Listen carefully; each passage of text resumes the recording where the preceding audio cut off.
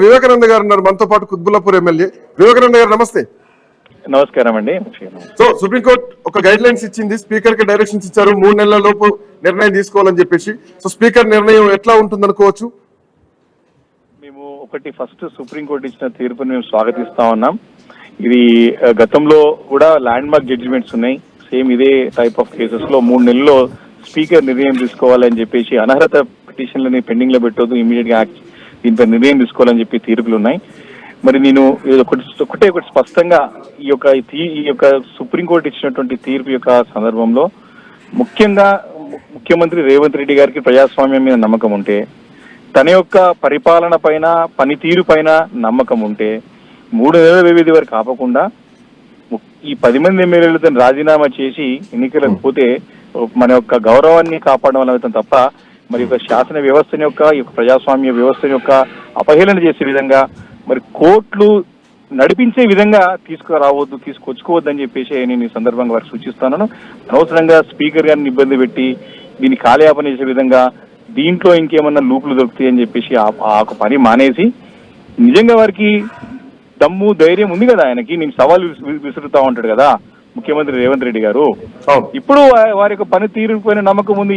నేను మంచి పని చేస్తున్నా, నేను ఇచ్చిన హామీలను నిలబెట్టినా, నేను బాగా చేస్తున్నా అని చెప్తున్నా కదా. 10 మంది ఎమ్మెల్యేలతో రాజీనామాలు చేపి ముఖ్యమంత్రి గతంలో కూడా ఏకంగా అసెంబ్లీలో అన్నారు వేటేసేది లేదు, మళ్ళీ ఎన్నికలు వచ్చేది లేదు అని అసెంబ్లీలో అన్నారు. సో వాళ్ళు చాలా స్ట్రాంగ్ గా ఉన్నారు ఈ విషయంలో. Speaker decision final. ఇప్పుడు సుప్రీంకోర్టు కూడా చెప్పింది స్పీకర్ ఎట్లాంటి నిర్ణయం తీసుకుంటారన్నది గతంలోనే అసెంబ్లీలోనే ఉప ఎన్నికలు వచ్చేది లేదు, ఏం లేదని చెప్పేసి చాలా కొట్టిపడేయడం జరిగింది. అంటే సుప్రీంకోర్టులో ఉన్నటువంటి అంశాన్ని ముందే ఒక జడ్జిమెంట్ లాగా అసెంబ్లీ వేదికగా ముఖ్యమంత్రి రేవంత్ రెడ్డి ఇచ్చారంటే వాళ్ళకు అర్థమవుతుంది. సో స్పీకర్ నిర్ణయం తీసుకోరు, ఎన్నికలు రావు, వేటేసేది లేదని. ఒకవేళ వేసినా కానీ 10 మంది మీద పూర్తిగా వేస్తారా? ఎందుకంటే ఇందులో చాలా మందిని మనం చూస్తూనే ఉన్నాం, మీరు కూడా అబ్జర్వ్ చేసే ఉన్నారు.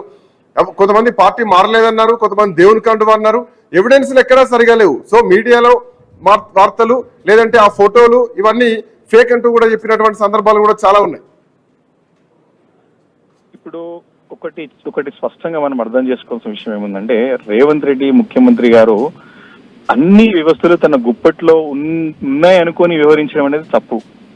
ఆయన రాజరిక వ్యవస్థలను, నేను రాజును, నేను ఏది చేసినా నడుస్తుంది, నేను అసెంబ్లీలో మాట్లాడింది వేదం, ఇది ఒక శాసనం, ఏ వ్యవస్థను ఆపలేదు అని ఒక అహంకారపూరితమైనటువంటి మాటలు మాట్లాడుతూ న్యాయ వ్యవస్థనే శాసించే స్థాయిలో ముఖ్యమంత్రి గారు మాట్లాడడం అనేది చాలా అంటే చాలా తప్పు. అది ఈ మనకున్నటువంటి డెమోక్రటిక్ సిస్టమ్ లో అది చాలా తప్పు. అది పాసిబుల్ అయ్యేది కాదు. First point.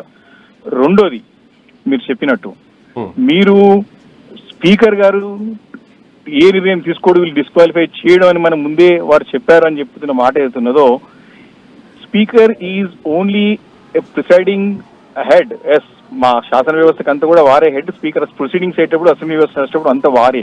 కానీ when he comes to the bench, ఎప్పుడైతే ఇలాంటి డిస్ప్యూట్స్ వచ్చినప్పుడు it's a tribunal. Speaker tribunal అంటే, ట్రిబ్యునల్ మనకు చాలా ట్రిబ్యునల్స్ ఉంటాయి, మనకి మన దేశంలో ట్రిబ్యునల్స్ ఉంటాయి. ట్రిబ్యునల్ కి హెడ్ గా ఉంటాడు. when tribunal gives any judgment, when tribunal takes any decision, when it is not according to law, it is not, according to ethics, according to values, it can be challenged in the courts. ఈ విషయాన్ని మర్చిపోద్దు. దీనిపైనే supreme court 3 నెలల నిర్ణయం తీసుకోమని చెప్పేసి గౌరవప్రదంగా వాళ్ళ చేతిలో తీసుకోకుండా శాసన వ్యవస్థను గౌరవం కూడా ఉండాలని చెప్పేసి వారు గౌరవప్రదమైన నిర్ణయం తీసుకోవాలని చెప్పి వారు చక్కగా పనిచేయాలి. వ్యవస్థలు ఒక వ్యవస్థను కొట్టి చక్కదిద్దుకునేటువంటి పరస్పరంగా సహకరించుకునే వ్యవస్థ మన దేశంలో ఉన్నది.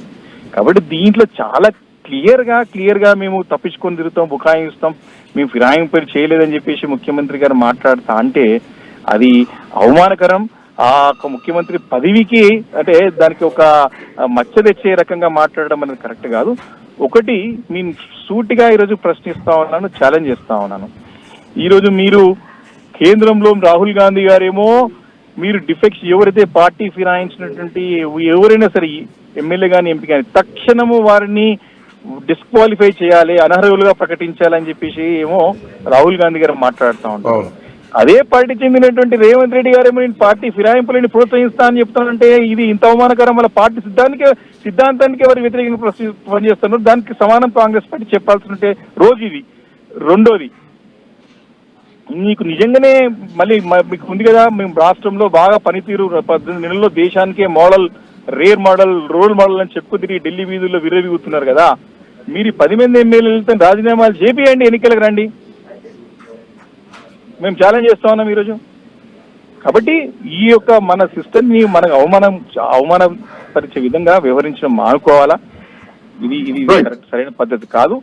ఇమీడియట్ గా 10 మంది ఎవరైతే ఎమ్మెల్యేలో రాజీనామాలు చేయించి, ఎందుకంటే స్పీకర్ నిర్ణయం వారు కాకూడదనేది మేము డిమాండ్ చేస్తా ఉన్నాం. వారిని ఇబ్బంది పెట్టొద్దనే మేము కోరుతా ఉన్నాం. కాబట్టి ఎందుకంటే మీరు చెప్పినట్టు ఇంతమంది మరి మాట్లాడుతూ ఓ పార్టీకి చెందిన వారు ఉంటారు కాబట్టి వారిని ఇబ్బంది పెరగ, ఎందుకంటే వారు if is independent he will take a call, will take a decision, take right decision. But ఇక్కడ ప్రేయర్స్ ఉన్నాయి కాబట్టి మీరు వారి పైన ఒత్తిడి లేకుండా మీరే నిర్ణయం తీసుకోండి అని చెప్తా ఉన్నాను. మళ్ళీ కోర్టుకు పోయి కోర్టు అనర్హులు ప్రకటించేసి ఈ యొక్క వ్యవస్థని అవమానించే విధంగా, మనం దిగజార్చుకునే విధంగా చేయొద్దని చెప్పేసి నేను వారికి సూచిస్తున్నాను ప్రభుత్వానికి. Thank you.